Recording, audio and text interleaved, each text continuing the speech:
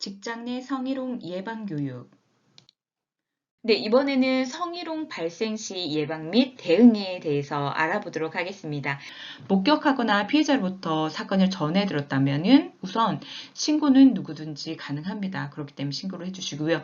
여기에서 조금 이해할 수 있는 게 직장 내 성희롱은 신고 누구나 할 수 있고요. 그리고 조사도 그러니까 누구나 신고를 하면 거기에 대해 조사도 갈 수가 있습니다. 대신 이제는 피해자의 오케이를 받아야 되는 거죠.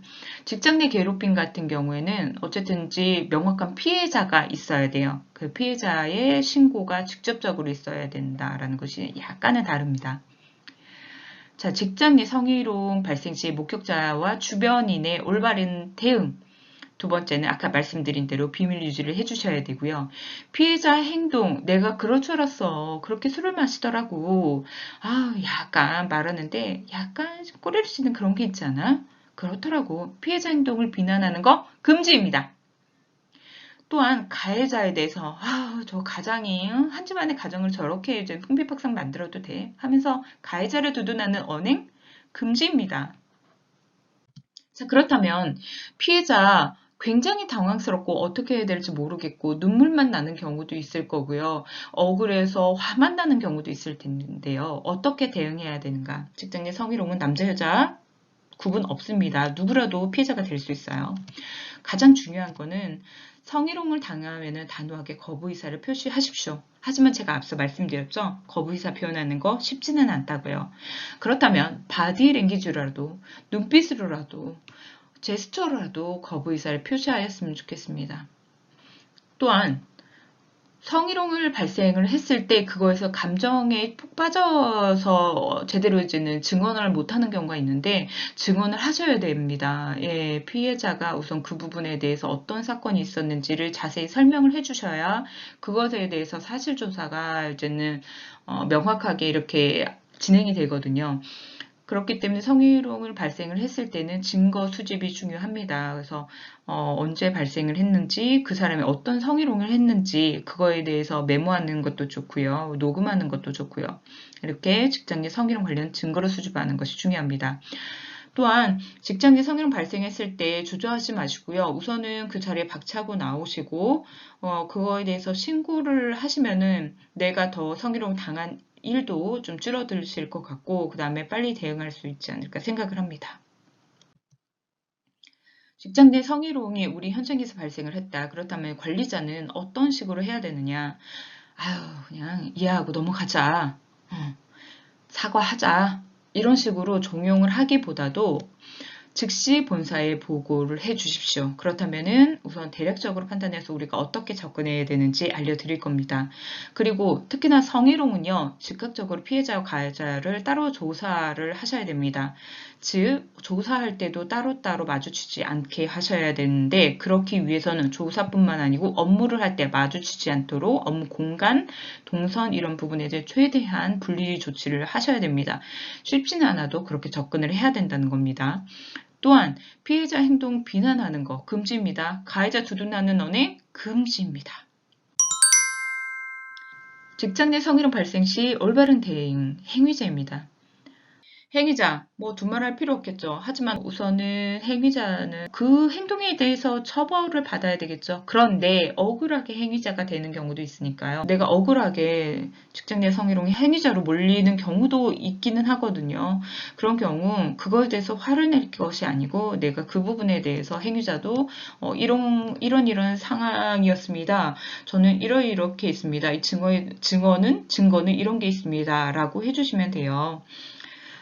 우선은 행위자는요, 신고인 우려와 신고 내용을 진지하게 경청을 하고요. 오해가 살 부분이 있었다면 미안하다고 하는 것도 좋습니다. 무엇보다도 가장 힘든 거는 피해자예요. 그래서 피해자 말을 잘 듣고요. 그리고 아니 나는 성희롱을 하지 않았는데 어쩜 그런 소문을 낼 수 있어 하면서 2차 가해 행위를 하는 거 역시 이거는 또 다른 별도의 징계 처분이 내려질 수 있기 때문에 조심하셔야 돼요. 사실조사에 진지하게 참여해서 아닌 부분을 명확하게 얘기하시면 되고요. 성희롱을 했다면은 수긍하시고 거기에 대해서 징계를 받으셔야죠. 그만큼 저희가 금지를 하고 있는 거니까요. 앞서 말씀드린 대로 직장 내 성희롱은 피해자 중심으로 돌아갑니다. 분리 조치해 주시고 비밀 유지 금지해 주시고 이런 부분 꼭 지켜주시기 바랍니다. 여러분들은 피해자, 직장 내 성희롱 피해자에 대해서 어떤 인식을 가지고 있나요? 퀴즈를 한번 풀어볼게요. 첫 번째입니다. 이거 어떤 부분이 맞는지 한번 맞춰보세요. 직장 내 성희롱 피해자에게도 일말의 원인이 있을 것이다. 이게 맞을까요? 아니면 직장 내 성희롱 피해 원인은 행위자의 직장 내 성희롱 행위이다. 그래서 피해 원인은 행위자다. 어떤 게 맞을까요? 네. 직장 내 성희롱 피해 원인은 행위자의 직장 내 성희롱입니다. 피해자의 원인은 없습니다. 두 번째입니다. 피해자가 너무 예민해서 그냥 서로 이해하면서 넘어가거나 사과받으면 끝날 걸 문제를 들쑤신다. 이게 맞을까요? 아니면 직장 내 성희롱 법률로 금지하는 것이다. 그렇기 때문에 행위자에 대해서 강하게 처벌 내려야죠. 이게 맞을까요? 그렇죠. 피해자가 예민한 게 아니고요. 자기의 성적으로 민감한 부분에 대해서는 예민해야 됩니다. 성적인 언동, 행위, 접촉 민감하셔야 된다는 거죠. 그렇기 때문에 직장 내 성희롱 금지하고 있는 불법입니다. 직장 내 성희롱 하지 않아야 됩니다. 다음으로 넘어갈게요. 자, 즉 피해자에 대한 왜곡된 인식 전환. 행위자도 잘못이 있으나 징계 처분 가혹하다. 퇴사 처분 가혹하다라고 생각하시나요? 아니면 행위자에 대한 조치는 법률과 조직 규범에 의해서 이루어져야 되고 이는 행위자 잘못에 대한 책임으로 그 징계의 수위는 정당하다. 어떤 게 맞을까요? 그렇죠. 당연히 우리가 금지한 것은 처벌을 받잖아요. 담대하게 자기 문제가 발생을 된 것은 처분을 받아야 됩니다. 자, 마지막. 그만하면 됐지. 행위자를 그만 용서해라 라고 주변인들이 이렇게 얘기하는 경우가 있어요. 왜냐하면은 안정적인 사업장을 만들기 위해서. 이거 맞을까요? 아니죠. 용서는요. 피해자가 하는 겁니다. 제3자가 간섭할 문제가 아닙니다. 명확하게 이 부분 우리 인식하고 계셨으면 좋겠습니다. 퀴즈로 우리 피해자에 대한 바른 인식에 대해서 말씀드려봤습니다. 네, 강사님 정말 감사합니다. 직장 내 성희롱 많이 알게 됐습니다. 마지막으로 직장 내 성희롱 신고 및 상담 절차도 알려주시죠. 우리 서비스 월드에 직장 내 성희롱 신고 그 절차도 있고요. 상담 프로세스도 있는 걸로 알고 있습니다. 네, 알겠습니다. 저희 서비스 원리에는 직장 내 성희롱 대응 절차가 마련이 되어 있습니다. 직장 내 성희롱이 발생을 하면은 끙끙 앓지 마시고요. 누구든지 신고는 가능합니다. 신고해 주세요. 각 사업소의 상사나 현장 대리인 혹은 고충 처리 상담사에게 신고해 주시면 됩니다. 혹은 그렇지 않으면은 저 본사 고충 상담사인 저에게 이경미 차장에게 전화해 주시면 됩니다. 직장 내 성희롱 신고 및 상담 절차 구체적으로 한번 알아볼게요. 우선 말씀드렸던 것 같이 성희롱에 대해서 먼저 인지를 한다면은 그것에 대해서 바로 어떤 사건인지 관련자들에 대해서 상담을 하고 그리고 피해자가 이를 접수를 한다면은 이거에 대해서 객관적인 조사가 이루어지고 그 다음에 그것에 대해서 징계 심의를 내리게 됩니다. 심의를 내리게 되고 그 다음에 그것에 대해서 조치를 하거나 종결 절차를 내립니다. 다만 여기에서 조금 다른 게 있다면요. 바로 이 조정입니다. 조정이란 뭐냐면은 바로 합의입니다. 우리가 이렇게 상담하고 조사하고 그 다음에 성희롱이 맞네 아니네 이런 게 나오잖아요. 그리고 나서 이게 심의를 통해서 징계를 내리는데 이때 볼게요. 이 조정, 즉 그 행위 정도가 강하지 않다. 혹은 피해자 중심이에요. 피해자가 저도 그 사람이 뭐 사과를 한다면 받아들일 의향이 있습니다. 이런 식으로 한다면은 여기에서 합의를 끄집어낼 수 있습니다. 이런 노력이 또 본사에서도 이루어져야 됩니다. 근데 이렇게 조정 과정을 했는데 이게 받아들이지 않아진다고 한다면은 당연히 징계, 심의가 이루어져야 합니다. 그리고 접수했을 때부터 피해자가 솔직히 이거 저도 이제 굉장히 불쾌하긴 하지만은 이거에 대해서 긁어부스럼 만들고 싶지 않으니까 피해자가 이거에 대해서 그냥 조사 간단하게 하고 그냥 조용하게 가고 싶어요 라고 한다면은 뭐 사과를 받고 싶어 한다면은 조정 단계로 가서 이렇게 조정 조치 종결로 가는 경우도 있습니다. 근데 중요한 건 또 뭐냐면은요. 그렇다고 해도 징계는 내리기는 해야 돼요. 누가? 회사가 내려야 됩니다. 징계를 내리는 데 있어가지고 합의를 한다고 해도 가벼운 경우에는 징계를 뭐 안 내리는 경우도 있지만 대부분 징계를 내리고 징계를 내릴 때에도 이제 피해자가 어떤 이 정도의 징계를 내리려고 합니다. 라고 이제 회사는 얘기해 줘야 돼요. 그럴 때 이제 피해자가 네, 알겠습니다. 하는 경우에 거기에 대해서 징계를 내릴 수 있습니다. 근데 예를 들어서 저는 더 강한 징계를 원해요. 피해자가 이럴 수가 있잖아요. 이런 경우는 어떻게 되냐? 근데 회사에도 징계 조치 기준이 있어요. 그 조치 기준에 따라서 징계를 내리는 거기 때문에 피해자가 저는 싫어요. 더 강하게 내려줘요 라고 한다고 해서 더 강하게까지 이렇게 내릴 수는 없어요. 기준에 의해서 회사도 기준에 의해서 징계를 내리는 거니까 대신 그 관련돼 가지고 어떤 식으로 이 징계를 내렸는지에 대해서 회사는 관련 자료 기준을 이렇게 정리해 두면 됩니다. 조금 더 구체적으로 설명을 좀 드리자면은요. 우선 인지를 했으면 상담을 하고 상담할 때는 비밀 누설 금지를 해야 됩니다. 비밀 보호 서약서 작성을 해야 되고요. 그리고 접수를 받아야 됩니다. 받을 때는 성희롱 피해에 대해서 공식적으로 접수를 받겠습니다. 작성해 주십시오. 라고 해서 서류 접수를 받아야 되고요. 피해자 요구를 바탕으로 해서 1차적인 해결, 어떻게 해결됐으면 좋겠습니까? 라고 물어봐야 돼요. 그래서 분리조치만 원합니다. 아까 제가 말씀드렸죠. 사과만 원합니다. 혹은 너무 힘들어서 이거 조사를 해주십시오. 그동안 저는 쉬고 싶습니다. 이럴 경우에 피해자 요구에 따라야 됩니다. 자, 그리고 거기에 대해서 절차에 맞게 조사에 들어가야 됩니다. 당사자, 그 다음에 목격자에 대해서 조사를 해야 되고요. 비밀주의 서약서 반드시 작성을 해야 되고요. 그리고 조정 절차 말씀드렸죠. 이제는 합의, 하지만 피해자 요구 확인 및 가해자 수용 의사를 확인을 해야 됩니다. 피해자가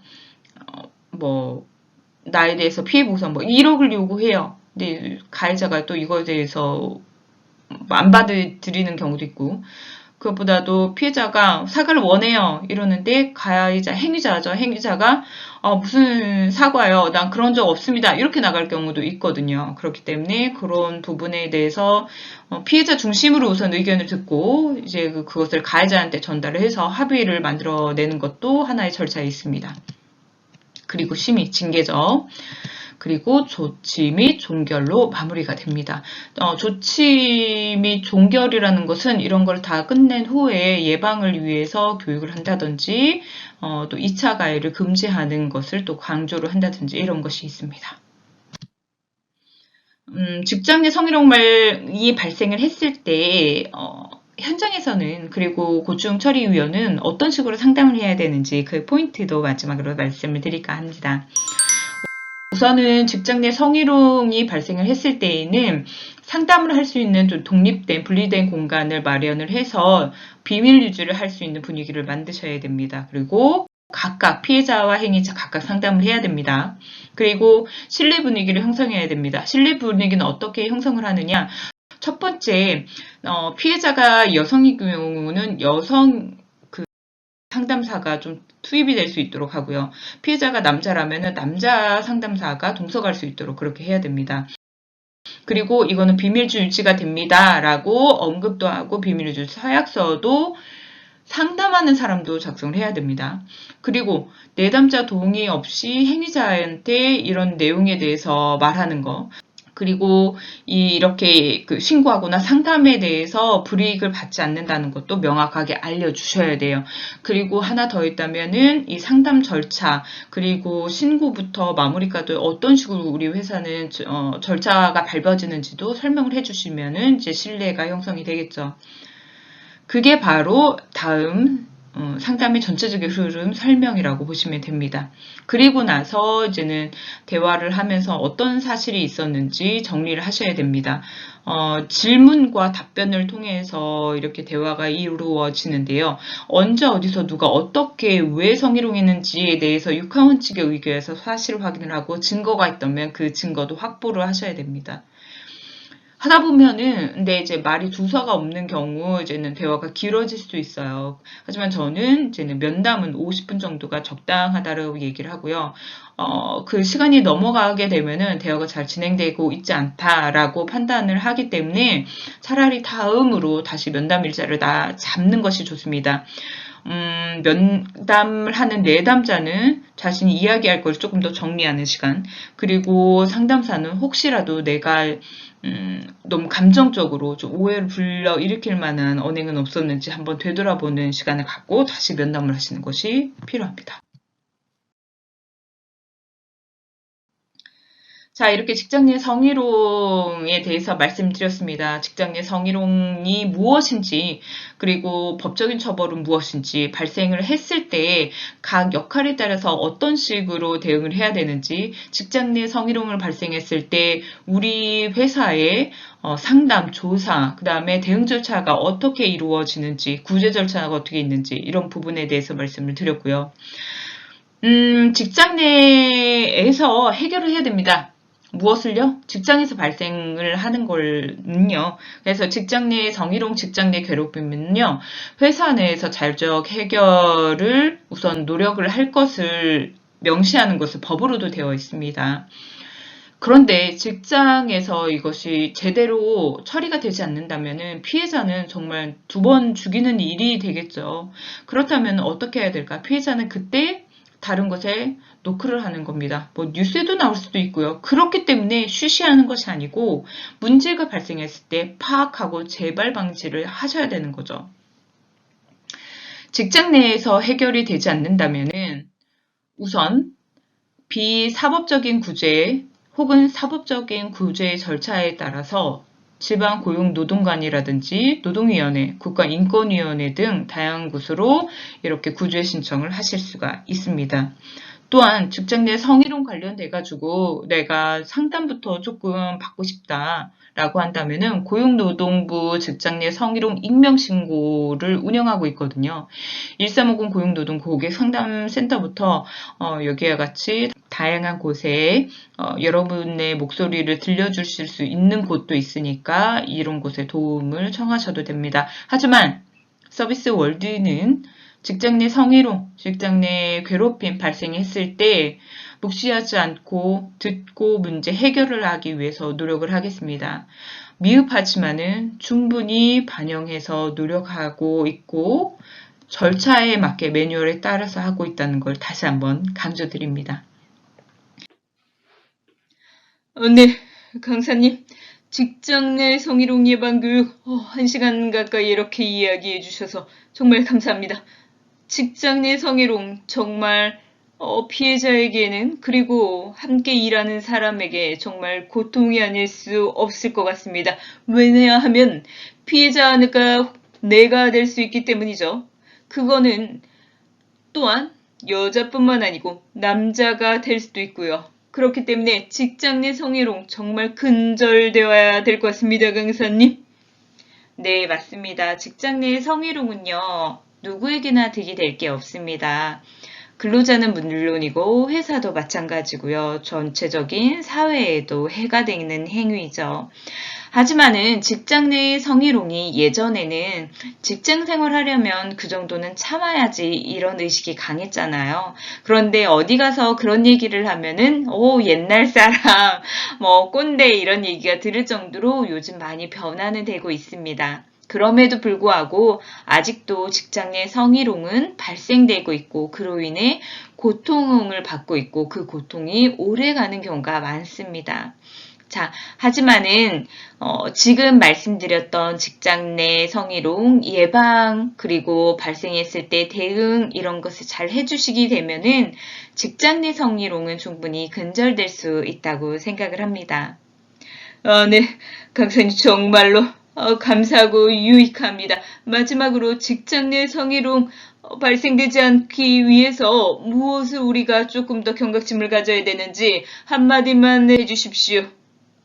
네, 알겠습니다. 옛날에 착하다라는 의미, 어떤 의미였나요?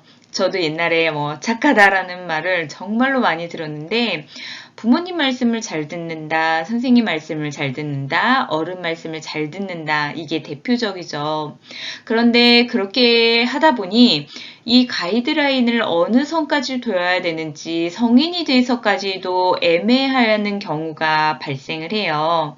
자, 하지만은 상대방이 요구하는 것을 거절하는 것, 이게 무조건 나는 친절하지 못하고 무례한 사람, 이렇게 판단해서는 안 됩니다. 가장 소중한 것은 나죠. 그것에 대해서 나를 소중한 나를 지키기 위해서 거절하는 습관 필요합니다. 또한 거절을 할 때 나는 하지 마요. 뭐 하는 거예요? 라고 얘기를 하면은 내가 굉장히 예민한 사람으로 받아들일 것 같아서 그것 또한 되게 조심하시는 분들도 계세요. 만약에 내가 거절하는 표현, 하지 마세요. 이거 성희롱이에요. 그만하세요. 라고 얘기하는 것을 나는 조금 내 이미지에 좋지 않을 것 같아서 조심스럽다 하시는 분은 완곡한 표현으로 표현을 해주시면 됩니다. 즉 하지 마세요. 안 돼요. 싫어요. 라는 표현을 난 죽었다 깨나도 못하겠다 그렇다면은 정말로 죄송한데 이런 행동, 이런 농담 저는 듣기가 싫어요. 죄송하지만 더 하지 말아주세요. 이런 식으로 얘기를 해야 된다는 거죠. 죄송하지만 이거 하지 말아주세요. 저한테 칭찬은 굉장히 감사합니다만 머리 만지는 거는 피해 주셨으면 해요. 이런 식으로 이야기를 하셔야 된다는 겁니다. 소중한 여러분. 내가 나를 소중하게 여길 때 타인도 나를 소중하게 여깁니다. 소중하게 자신 그리고 타인을 존중해주는 우리가 되었으면 좋겠습니다. 지금까지 강사 이경미였습니다. 감사합니다. 저 현무 아나운서도 여기서 마치겠습니다. 감사합니다.